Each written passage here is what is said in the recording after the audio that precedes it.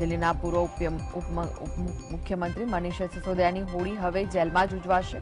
Rouse avenue court દ્વારા તેમને 14 દિવસની ન્યાયિક કસ્ટડીમાં મોકલી દેવામાં આવ્યા છે. હવે તેમને તિહાડ જેલ મોકલી દેવાશે. ત્યાં તેઓ 20 માર્ચ સુધી જેલમાં કેદ રહેશે. રાઉઝ એવન્યુ કોર્ટે આ ચુકાદો સંભળાવ્યો હતો.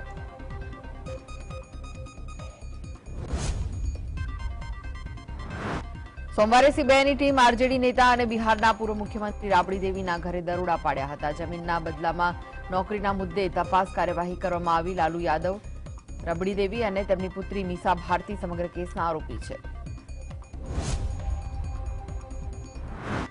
સોમવારે સીબીઆઈની ટીમ રાબડી દેવીના નિવાસસ્થાને પહોંચી ગઈ. મળતી માહિતી અનુસાર જમીનના બદલામાં નોકરી આપવા માટે સીબીઆઈ દ્વારા દરોડાની કાર્યવાહી કરાઈ. આ કેસમાં 15 માર્ચે રાબડી દેવી, લાલુ યાદવ અને મીસા ભારતી કોર્ટમાં હાજર થવાનું છે. જોકે સીબીઆઈ કયા કેસમાં આ કાર્યવાહી કરવા પહોંચી છે તે અંગે હાલ કોઈ સત્તાવાર માહિતી સામે નથી આવી. કોંગ્રેસ નેતા રાહુલ ગાંધીએ શનિવારે લંડનમાં ફરી એકવાર ભાજપ અને આરએસએસ પર પ્રહારો કર્યા. તેમણે કહ્યું કે દેશમાં લોકોનો અવાજ દબાવવામાં આવી રહ્યો છે. ભારતીય જનતા પાર્ટીના લોકોમાં નફરત અને હિંસા તેમના સ્વભાવમાં છે. ભારત જોડો યાત્રાએ આખા દેશને બતાવ્યું છે કે વાસ્તવિક ભારત શું છે, ભારતના મૂલ્યો શું છે, આપણો ધર્મ આપણને શું શીખવે છે, આપણી વિવિધ ભાષાઓ શું કહે છે. સંજય રાઉતે ફરી એકવાર ભાજપ સરકાર પર પ્રહાર કરતા કહ્યું કે કેન્દ્રમાં રહેલી ભારતીય જનતા પાર્ટી વિરોધીઓને ડરાવવા માટે ઈડી, સીબીઆઈ જેવા હથિયારોનો ઉપયોગ કરી રહી છે. જે રીતે તાલિબાન અને અલ-કાયદા પોતાના દુશ્મનોનો ખાત્મો કરવા માટે હથિયાર ઉઠાવે છે, એ જ રીતે ભાજપ તેમના પર વિરોધીઓ માટે ઈડી અને સીબીઆઈ જેવા હથિયારોનો ઉપયોગ કરી રહી છે.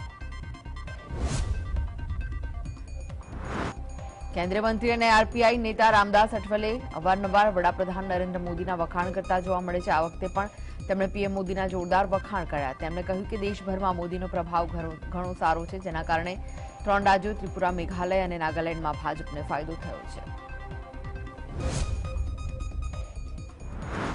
ઉદ્ધવ ઠાકરે જૂથ પાસેથી ભલે ચૂંટણી પંચે શિવસેનાનું નામ અને ચૂંટણી ચિહ્ન છીનવી લીધું હોય અને આ વારસો એકનાથ શિંદે જૂથને આપી દીધો હોય, પણ લડાઈ હજુ પણ યથાવત છે. ઉદ્ધવ ઠાકરે કહ્યું કે અમે તો ખુદને શિવસેના કહેવાનું ચાલુ રાખીશું. આટલું જ નહીં, નવેસરથી પગભર થવા માટે સમગ્ર મહારાષ્ટ્ર ભ્રમણ કરવાની યોજના જાહેર કરતા તેમણે કહ્યું કે અમે સમગ્ર રાજ્યમાં રેલી યોજીશું. તાજેતરમાં જ મહારાષ્ટ્ર પેટા ચૂંટણીમાં ભાજપને તેના જ ગઢમાં ફટકો પડ્યો તો આગામી વર્ષે લોકસભાની ચૂંટણી યોજાવાની છે. ત્યારે રાષ્ટ્રવાદી કોંગ્રેસ પાર્ટીના વડા શરદ પવારે મોટું નિવેદન આપ્યું. શરદ પવારે સોમવારે પુણે શહેરના કસબાપેઠ વિધાનસભા બેઠકના નવા ચૂંટાયેલા કોંગ્રેસના ધારાસભ્ય રવિન્દ્ર ધંગેકર સાથે મુલાકાત કરી. આ મુલાકાત બાદ પવારે જણાવ્યું કે મહારાષ્ટ્રના લોકો પરિવર્તન ઈચ્છે છે. ગુરુવારે રાજ્યસભામાં સરકાર દ્વારા આપવામાં આવેલા આંકડા અનુસાર 2011થી અત્યાર સુધીમાં 16 લાખથી વધુ ભારતીયોને તેમની ભારતીય નાગરિકતા છોડી દીધી છે. તેમાંથી સૌથી વધુ 2,25,620 ભારતીય એવા છે જેમણે ગયા વર્ષે ભારતીય નાગરિકતા છોડી દીધી છે. વિદેશ મંત્રી એસ જયશંકરે એક પ્રશ્નના લેખિત જવાબમાં માહિતી આપી હતી.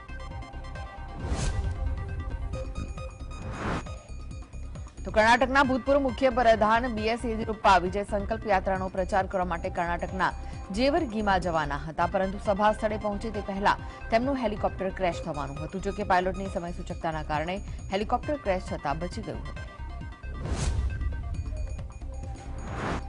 બીજેપીના વરિષ્ઠ નેતા અને પૂર્વ સીએમ બીએસ યેદિયુરપ્પાએ સોમવારે કર્ણાટક વિધાનસભાની ચૂંટણીના પ્રચાર દરમિયાન મોટું નિવેદન આપ્યું. તેમણે કહ્યું કે વિજય સંકલ્પ યાત્રાને મળેલો પ્રતિસાદ જોયા બાદ હું કહી શકું છું કે અમે વિધાનસભાની ચૂંટણીમાં 140 બેઠકો જીતીશું.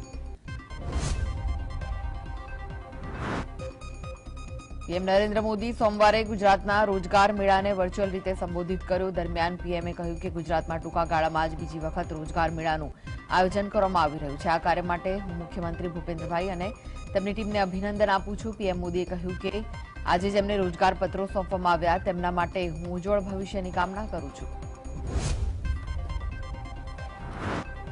હાલ ભારતીય અવકાશ સંશોધન સંસ્થા ઈસરો 10 વર્ષ જૂના મેઘા ટ્રોપિક્સ 1 ઉપગ્રહને પ્રશાંત મહાસાગરમાં પાડવાની તૈયારીમાં લાગી ગયું છે. પડકારજનક મિશન ઈસરો માટે ચિંતાનો વિષય બની ગયો છે. આ ઉપગ્રહને મંગળવારે પ્રશાંત મહાસાગરમાં પાડવાની તૈયારી ચાલી રહી છે. ઈસરોના જણાવ્યા મુજબ આ ઉપગ્રહ પ્રશાંત મહાસાગરમાં લાવતી વખતે તૂટવાનો પણ ખતરો વધી રહ્યો છે. હિડનબર્ગ વિવાદ વચ્ચે આરબીઆઈના પૂર્વ ગવર્નર રઘુરામ રાજને સવાલ કર્યો કે હજુ સુધી સેબીએ $6.9 અબજનું અદાણી જૂથમાં રોકાણ કરતા મોરિશિયસના 4 ફંડ સામે કોઈ તપાસ કેમ નથી કરી? પાકિસ્તાનમાં ફરી એકવાર આત્મઘાતી બ્લાસ્ટ કરવામાં આવ્યો. આત્મઘાતી હુમલાખોરે આ વખતે પોલીસ કર્મીઓને નિશાન બનાવ્યા હતા. હુમલામાં 9 પોલીસ અધિકારીઓના મોત થયા. પાકિસ્તાન પોલીસના પ્રવક્તાએ જણાવ્યું કે સોમવારે દક્ષિણ પશ્ચિમ પાકિસ્તાનમાં એક આત્મઘાતી બોમ્બરે મોટરસાયકલને પોલીસ ટ્રક સાથે અથડાવ્યો હતો, જેમાં 9 પોલીસ કર્મીઓના મોત થયા હતા. તો ભારતે ફેબ્રુઆરીમાં રશિયા પાસેથી દૈનિક 16 લાખ બેરલ ક્રૂડ ઓઇલ ખરીદ્યું. યુક્રેન પર આક્રમણના વિરોધમાં પશ્ચિમી દેશોએ રશિયા પાસેથી ક્રૂડ ઓઇલ નહીં ખરીદવા સહિત સેંકડો પ્રતિબંધો લગાવ્યા. જોકે વિશ્વ પર પ્રતિબંધોની ચિંતા કર્યા વગર ભારતે ફેબ્રુઆરી 2023માં રશિયા પાસેથી દૈનિક 16 લાખ ટન ક્રૂડ ઓઇલની ખરીદી કરી. રાજ્યમાં 3 દિવસ સામાન્ય અને છૂટોછવાયો વરસાદ પડશે. થંડરસ્ટોર્મ અને હેલસ્ટોર્મ એક્ટિવિટી પણ રહેશે. 3 દિવસ તાપમાન યથાવત રહેશે. રાજસ્થાન પર એર સર્ક્યુલેશન સક્રિય થયું છે, જેની સીધી અસર ગુજરાતના વાતાવરણ પર જોવા મળી. હવામાન વિભાગની આગાહી પ્રમાણે અમરેલી, સોમનાથ, ભાવનગરમાં વરસાદની આગાહી કરવામાં આવી. રાજકોટ, અમરેલી, બનાસકાંઠા, સાબરકાંઠામાં વરસાદ અને હેલસ્ટોર્મ રહેશે. હેલસ્ટોર્મમાં બરફના કરા પડી શકે છે, જ્યારે વલસાડ, નવસારી, ડાંગ, નર્મદા અને સુરતમાં સામાન્ય વરસાદ રહેશે. બનાસકાંઠા અને સાબરકાંઠામાં પણ વરસાદ રહેશે. વેસ્ટર્ન ડિસ્ટર્બન્સ અને એક સિસ્ટમ બનવાના કારણે વરસાદી માહોલ રહેશે. તો ઉમરગામમાં ગાજવીજ સાથે વરસાદી માહોલ સર્જાયો. ભારે બફારા વચ્ચે વરસાદી છાંટા પડતા વાતાવરણમાં ઠંડક પ્રસરી. વીજળીના ચમકારા સાથે વિવિધ વિસ્તારોમાં વરસાદ વરસ્યો, જેના કારણે ખેડૂતોમાં ચિંતા ફેલાઈ હતી. સુરતના વાતાવરણમાં એકાએક પલટો આવ્યો. આકાશમાં કાળા વાદળો ઘેરાયા તેમજ વીજળીના કડાકા ભડાકા સાથે બફારા સાથે ધીમી ધારે વરસાદ વરસ્યો. હવામાન વિભાગની આગાહી મુજબ વાતાવરણમાં પલટો જોવા મળ્યો, જેથી શહેરમાં લોકોએ હોલિકા દહનના ચોરાહાને વરસાદથી બચાવવાનો પ્રયાસ કર્યો હતો. નવસારી શહેર અને આસપાસના વિસ્તારોમાં વાદળછાયું વાતાવરણ જોવા મળ્યું. સમગ્ર શહેરના પંથકમાં ગરમી ઓછી અને વાતાવરણમાં ઠંડા પવનો ફૂંકાયા. હવામાનની આગાહી મુજબ શહેરમાં વરસાદ ખાબક્યો હતો. અમરેલીના ધારી તાલુકામાં સતત ત્રીજા દિવસે કમોસમી વરસાદ વરસ્યો. ધારી, દલખાણીયા, મીઠાપુર, ગોવિંદપુર, સુખપુર, કાંગસા સહિતના ગામોમાં માવઠું થયું. ગ્રામ્ય વિસ્તારોમાં કેટલીક જગ્યાએ ભારે પવન સાથે વરસાદ થયો, તો કેટલાક ગામોમાં કરા સાથે પણ વરસાદ થયો. વાતાવરણમાં પલટો અને સતત કમોસમી વરસાદથી ખેડૂતોની ચિંતામાં વધારો થયો. માવઠાના મારથી કેરીના બગીચા ધારકોના જીવ તાળવે ચોંટ્યા, તો ખેતરોમાં કાપણી સ્ટેજ પર પહોંચેલા પાકને પણ નુકસાનની ભીતિ છે. નર્મદાના ડેડિયાપાડામાં બપોર બાદ ભારે પવન ફૂંકાયો. સમગ્ર વિસ્તારોમાં કમોસમી વરસાદે ખેડૂતોની ચિંતા વધારી. કેટલીક જગ્યાએ ખેતરમાં તૈયાર કરેલો ઉભો પાક પલળી ગયો. માવઠાથી કપાસ, તુવેર, પાપડી, ચણા, મકાઈ, ઘઉં સહિત શાકભાજીના વાવેતરને મોટા પાયે નુકસાન થયું.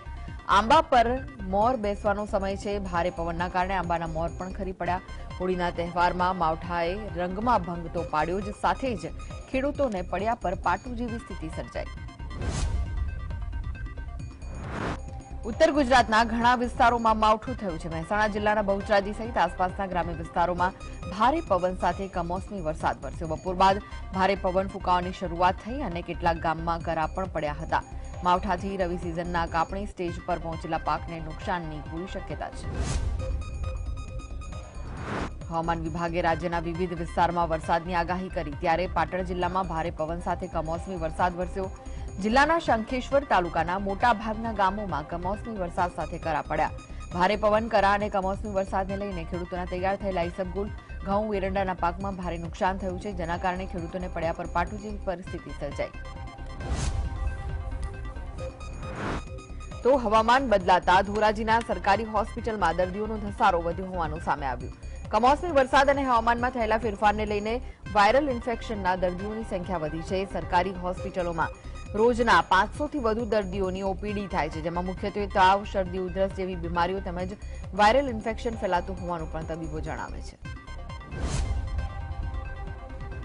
અમદાવાદના હિસ્ટોપેથોલોજીસ્ટ ડોક્ટર મુકેશ મહેશ્વરીને લાંબા સમય સુધી વાયરલ ઇન્ફેક્શન રહેવાના મુદ્દે નિવેદન આપ્યું. ડોક્ટર મુકેશ મહેશ્વરીએ જણાવ્યું કે લાંબા સમયથી લોકો તાવ, શરદી અને ઉધરસના શિકાર બની રહ્યા છે. ઉધરસ ન મટવાનું કારણ હોંગકોંગ ફ્લૂ છે. આ વર્ષે રાજ્યમાં હોંગકોંગ ફ્લૂના કેસોમાં વધારો થયો છે. વધુમાં કહ્યું કે હોંગકોંગ ફ્લૂ સ્વાઇન ફ્લૂ જેટલો હાનિકારક નથી. રાહતની વાત છે, આ તમામ શ્વસન તંત્રના વાયરસ હોવાથી એક જેવા જ લક્ષણો ધરાવે છે. ભરૂચના ઝઘડિયા પંથકમાં અચાનક ભારે પવન ફૂંકાયો હતો, જેના કારણે હાઈવે પર વાહન વ્યવહાર ખોરવાયો હતો. વરસાદી વાદળોના પગલે ભર બપોરે અંધારા જેવો માહોલ જોવા મળ્યો. ઝઘડિયા પંથકના ગ્રામ્ય વિસ્તારોમાં ભારે પવનના પગલે કાચા મકાનોના પતરા ઉડ્યા હતા.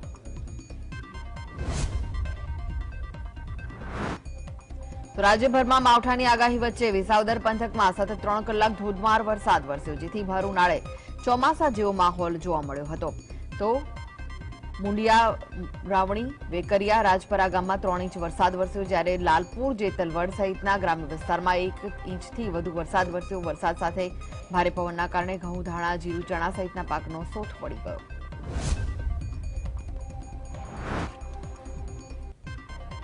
વાતાવરણમાં પલટાની અસર વડોદરામાં પણ જોવા મળી. બપોર બાદ ભારે પવન ફૂંકાવાથી વાહન ચાલકોને મુશ્કેલીનો સામનો કરવો પડ્યો. વંટોળના કારણે રસ્તાઓ પર ધૂળની આંધી છવાઈ.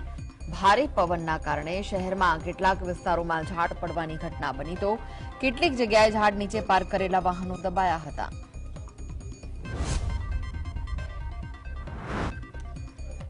અમરેલીના ધારી પંથકમાં મિની વાવાઝોડા સાથે કમોસમી વરસાદ થતા કેસર કેરીના બગીચાઓમાં નુકસાન થયું. બોરડી ગામે ભારે પવન ફૂંકાતા આંબાના ઝાડ પડી ગયા. ગયા વર્ષે કેરીના ઓછા ઉત્પાદન બાદ આ વર્ષે સારું ફ્લાવરિંગ છે, પરંતુ માવઠાની થપાટે ફરી એકવાર કેરીના બગીચા ધારકોને રોડાવ્યા છે. દક્ષિણ ગુજરાતમાં માવઠાથી કેરીના પાકને મોટા નુકસાનની શક્યતા છે. દક્ષિણ ગુજરાતમાં 1 લાખ હેક્ટરમાં કેરીના બગીચા આવેલા છે. ભારે પવન સાથે વરસાદથી આંબા પર લાગેલા ફ્લાવરિંગને મોટી અસર થઈ છે, જેથી ખેડૂતોએ સરકારને અગાઉની જેમ જ સર્વે કરી સહાય ચૂકવવાની માંગ કરી છે.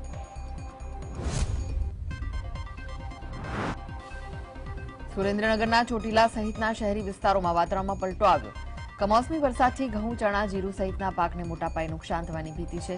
કમોસમી વરસાદના પગલે ખેડૂતોનો ઘઉં, ધાણા, જીરું સહિતના પાકોને મોટા પાયે નુકસાન જવાની ભીતિ છે.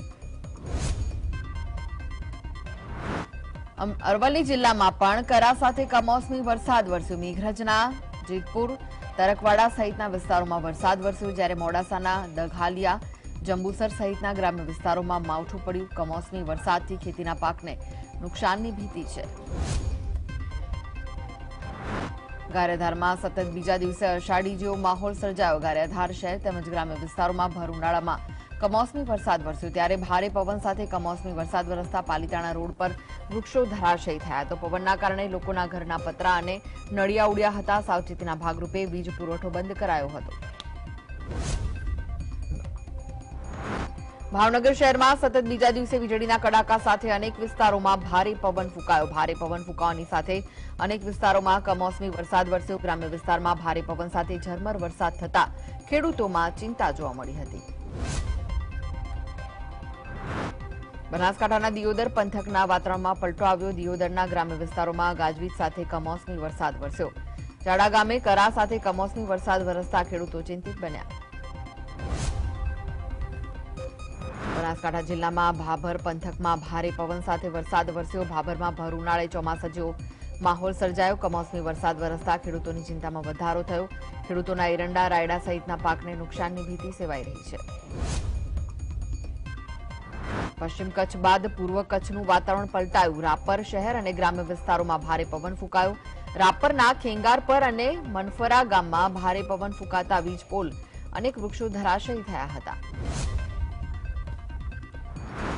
વરસાદની આગાહી હોવા છતાં ભુજ એપીએમસીમાં કોઈપણ જાતની વ્યવસ્થા ન કરાતા ગોડાઉનની અપૂરતી સગવડના કારણે બહાર રાખેલા રાયડા, ધાણા અને અન્ય પાકો માવઠામાં પલળી જતા મોટા પાયે વેપારીઓને નુકસાન થયું છે. અંબાજીમાં મોહનથાળ પ્રસાદનો વિવાદ દિવસે ને દિવસે વધી રહ્યો છે, ત્યારે હવે ગુજરાત પ્રદેશ કોંગ્રેસ સમિતિના મીડિયા કન્વીનર પ્રવક્તા હેમાંગ રાવલે અને પ્રતિનિધિ મંડળ શક્તિપીઠ અંબાજી મંદિરે પહોંચી સત્તાધીશોને મોહનથાળ પ્રસાદ ચાલુ કરવાની રજૂઆત કરી. કોંગ્રેસ પ્રવક્તા હેમાંગ રાવલે મા અંબેના દર્શન કર્યા બાદ રજૂઆત કરી. ભક્તોના દાનના નાણાંનો ખોટી રીતે વ્યય તેમજ ચીકી માફિયાઓને પૈસા કમાવાનો ફાયદો કરાવવા મોહનથાળ બંધ કરાયો હોવાનો આક્ષેપ કર્યો. જોકે અંબાજીમાં મોહનથાળનો પ્રસાદ બંધ થતા 200 બહેનોની રોજગારી છીનવાઈ ગઈ છે. અંબાજી મંદિરમાં મોહનથાળનો પ્રસાદ બંધ થવાના મુદ્દે ભારે વિવાદ સર્જાયો, ત્યારે પાલનપુરમાં હિન્દુ સંગઠને મોહનથાળ પ્રસાદ ચાલુ રાખવા કલેક્ટર કચેરી ઉગ્ર રજૂઆત કરી. સંગઠને કચેરી બહાર બુલમાડી અંબે, જય જય અંબે તેમજ વહીવટી તંત્રની તાનાશાહી બંધ કરોના નારા લગાવ્યા. 2 દિવસમાં ચીકીનો પ્રસાદ બંધ કરવામાં ન આવે તો તમામ હિન્દુ સંગઠન અંબાજી મંદિરમાં ધરણા પર બેસવાની ચીમકી ઉચ્ચારી. પાલનપુર ભારતીય કિસાન સંઘે બટાટાના પોષણક્ષમ ભાવ મળે તે માટે કલેક્ટર કચેરીએ સૂત્રોચ્ચાર કર્યા. બટાટાના ભાવ ન મળતા ખેડૂતોને સબસિડી આપવા કિસાન સંઘે માંગ કરી. જો સરકાર બટાકાના ભાવમાં સબસિડી ન આપે આગામી સમયમાં ભારતીય કિસાન સંઘ આંદોલનના માર્ગે જવાની ચીમકી ઉચ્ચારી.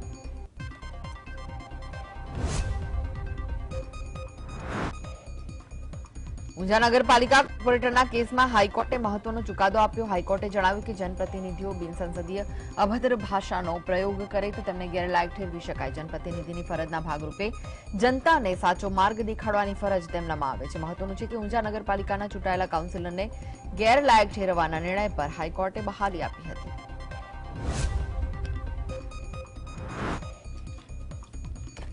તો રાજકોટમાં મારામારીના કેસમાં જેલવાસ ભોગવીને આવેલા લોક સાહિત્યકાર દિવાયત ખાવડનો તોર હજુ ઉતર્યો નથી.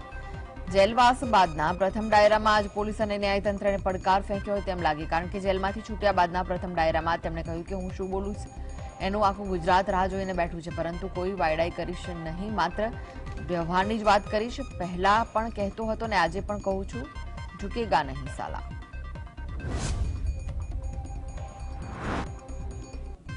હોળી ધૂળેટીના પર્વ પર અમદાવાદમાં પોલીસ પેટ્રોલિંગ કરવામાં વિઘ્ન આવ્યું. સૂત્રોના મતે ડીઝલની અછતના કારણે પોલીસ વિભાગના સરકારી વાહનોમાં ડીઝલ નથી. સમગ્ર શહેરમાં માત્ર 30% પોલીસ વાહનોમાં જ ડીઝલ પુરાઈ રહ્યું છે, જેથી તહેવાર ટાણે જ અમદાવાદ શહેર પોલીસને પેટ્રોલિંગ કેવી રીતે કરવું તેને લઈને અસમંજસ છે. વહીવટી કારણોસર ડીઝલના બિલ પાસ નહીં થતા હોવાના કારણે પોલીસ વાહનોમાં ડીઝલ પુરાવામાં ન આવતું હોવાનું સૂત્રો કહી રહ્યા છે.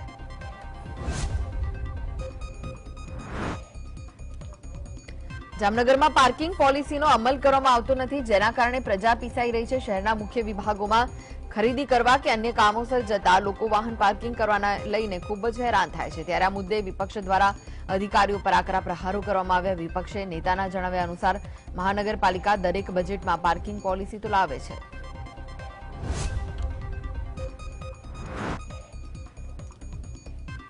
ડ્રાફ્ટ ટાઉન પ્લાનિંગ સ્કીમમાં નોટિસની અવગણના કરતા હાઈકોર્ટના સુરત મહાનગરપાલિકાનો ઉઠો લીધો. ત્યારે મ્યુનિસિપલ કમિશનર શાલિની અગ્રવાલે હાઈકોર્ટ સમક્ષ બિનશરતી માફી માંગી. તેમજ મ્યુનિસિપલ કમિશનરના એડવોકેટ જનરલે હાઈકોર્ટમાં સોગંદનામું રજૂ કર્યું, જેમાં પ્લોટના પોઝિશન મામલે મહાનગરપાલિકાએ કરેલી કામગીરીની કોર્ટને જાણ કરાઈ હતી.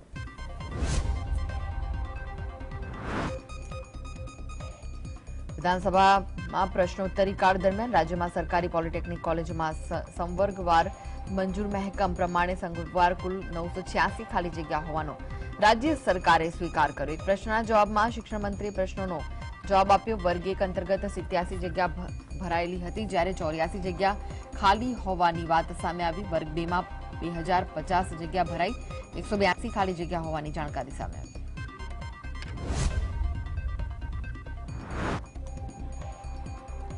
ફરીદકોટ વિધાનસભા ગૃહમાં પ્રશ્નોત્તરી કાળમાં સિંહોની વસ્તી અને સિંહોના કુદરતી મોત સહિત કુદરતી મોત મામલે પ્રશ્નના જવાબમાં સરકારે 2022-23માં 89 સિંહોના કુદરતી અને 11 સિંહોના કુદરતી રીતે મૃત્યુનો સ્વીકાર કર્યો, જેમાં સરકારે જણાવ્યું કે 2020ના અવલોકનના આધારે સિંહોની વસ્તી ગણતરી કરવામાં આવી હતી.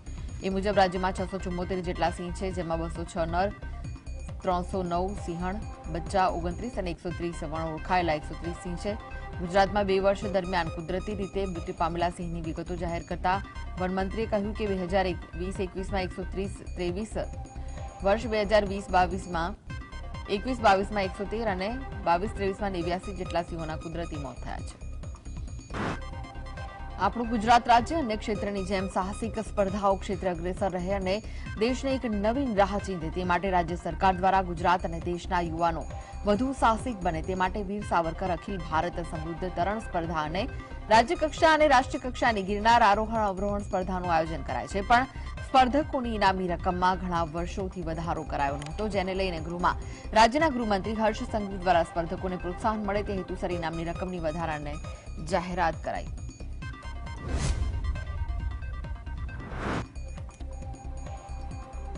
અમદાવાદ મેટ્રો હાલમાં વસ્ત્રાલ ગામથી થલતેજ અને મોટેરા સ્ટેડિયમથી એપીએમસીના સાયન્સના 6,255 અને કોમર્સના 28,289 વિદ્યાર્થીઓ પરીક્ષા આપશે.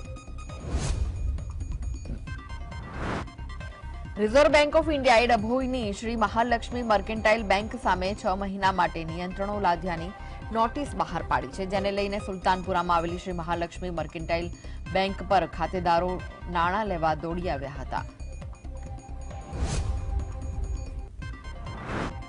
વીમા કંપની એલઆઈસી અને એસબીઆઈ દ્વારા અદાણી કંપનીમાં ગેરકાયદેસર રીતે રોકાણ કર્યું હોવાનો આક્ષેપો સાથે કોંગ્રેસ દ્વારા દેશભરમાં ધરણા યોજવામાં આવ્યા. ત્યારે ડીસામાં કોંગ્રેસના કાર્યકરોએ મોટી સંખ્યામાં ધરણા યોજી કૌભાંડ ખુલ્લું કરવાની માંગ કરી.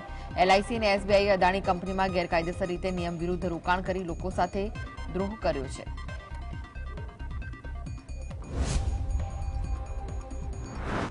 મહેસાણા કોંગ્રેસે ભાજપ સરકાર દેશની તમામ સંપત્તિને વેચી દેવાના આક્ષેપ સાથે વિરોધ નોંધાવ્યો.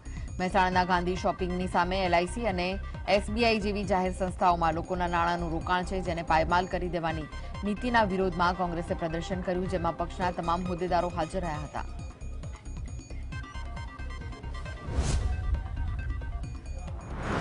વડોદરા મહાનગરપાલિકાએ કોમર્શિયલ મિલકત માલકોને વેરો ભરવાની નોટિસ ફટકારી તેમજ રેવન્યુ ઓફિસર કલ્પેશ શાહની હાજરીમાં કોર્પોરેશને મિલકત ધારકો સામે કડક કાર્યવાહી કરી હતી. આજવા રોડ સરદાર એસ્ટેટમાં ઔદ્યોગિક એકમોના બાકી મિલકત વેરા સામે પાલિકાએ બિલ્ડિંગોને સીલ માર્યા હતા. હોળીના પવિત્ર તહેવારમાં કોર્પોરેશનને સીલ મારવાની કામગીરી કરતા વેપારીઓમાં ફફડાટ ફેલાયો. કેટલાક વેપારીઓ તો સ્થળ પર વેરો ચૂકવ્યો. એક જ દિવસમાં કોર્પોરેશનને 15થી વધુ કોમર્શિયલ મિલકતોને સીલ કરવાની કામગીરી કરી હતી.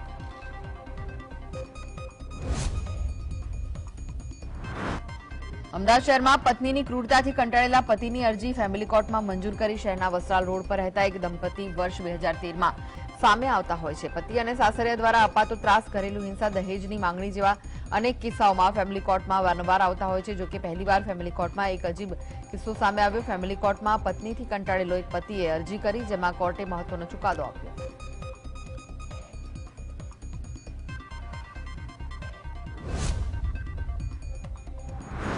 નવસારી જિલ્લામાં પંચાયતના પૂર્વ પ્રમુખ અમિતા પટેલનો સગ્ગો ભાઈ ચોરી કરતા ઝડપાયો.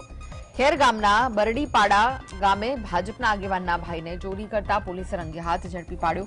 જો કે આરોપી સંદીપ નારાયણદાસ પટેલ રીઢો ગુનેગાર હોવાનું ખુલ્યું. 2015માં વલસાડમાં કબૂતરબાજીમાં ઝડપાયેલો સંદીપ પાકા કામનો કેદી તરીકે છૂટ્યો હતો. કબૂતરબાજીમાં કોર્ટે 21 લાખનો દંડ અને 7 વર્ષની સજા ફટકારી હતી. તેમજ સંદીપ પટેલ સામે વલસાડ અને નવસારી જિલ્લામાં 14 ગુનાઓ નોંધાયેલા છે.